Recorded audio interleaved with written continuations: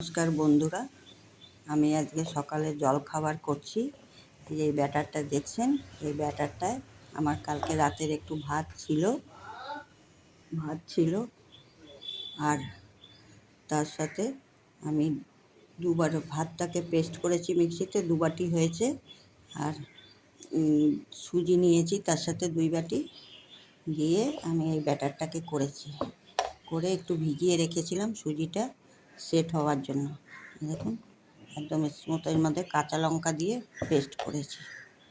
আমি এখানে একটু সর্ষের তেলে জিরে আর সর্ষে একটু তেলে ভেজে নিয়েছি।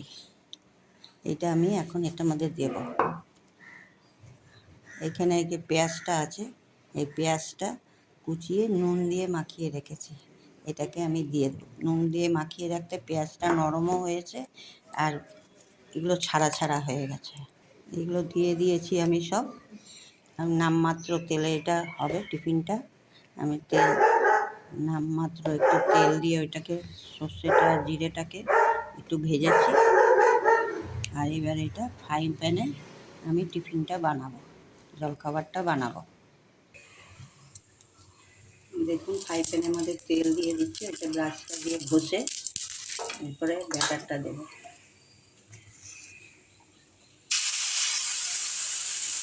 হাতায় করে 1.5 হাতা ব্যাটার দিচ্ছি, একটু মোটাই হবে। হাত দিয়ে করা দেওয়া হয়ে গেছে, ঢাকনা দিয়ে দিচ্ছি।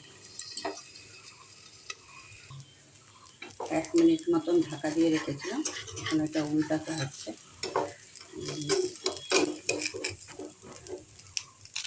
দেখুন উল্টানোর পরে কেমন হয়েছে।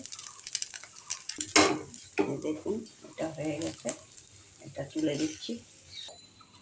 দেখুন টিফিনগুলো এমনি কত সুন্দর হয়েছে আর কত সুন্দর নরম তুলতুলে, সবাই খেতে পারবে। তার সাথে দেখুন আমি একটা চাটনি বানিয়েছি, প্রেসার কুকারে না, ভুল, মিক্সিতে করেছি। এর মধ্যে একটু বাদাম দিয়েছি, একটু ছোলা ছাতু দিয়েছি, একটু বিট নুন দিয়েছি, একটু কারি পাতা দিয়েছি, একটু আমার গন্ধরাজ পাতা দিয়েছি 2টো, আর একটু আদা দিয়েছি, 2টো কাঁচা লঙ্কা দিয়ে এটাকে পেস্ট করেছি, দিয়ে চাটনি বানিয়েছি। আর একটু টক জল দিয়েছি এর সাথে। টক জল দিয়ে সুন্দর একটা চাটনি হয়েছে। এই চাটনি দিয়ে এই টিফিনটা খাওয়া হবে। এই সুন্দর টিফিনটা সকালবেলা আমাদের এমনি করে একবার বানিয়ে দেখবেন, খুব সুন্দর লাগে খেতে, খুব টেস্টও হয়েছে। ভালো লাগলে টিফিনটা আমাকে একটু সাবস্ক্রাইব করবেন, লাইক দিবেন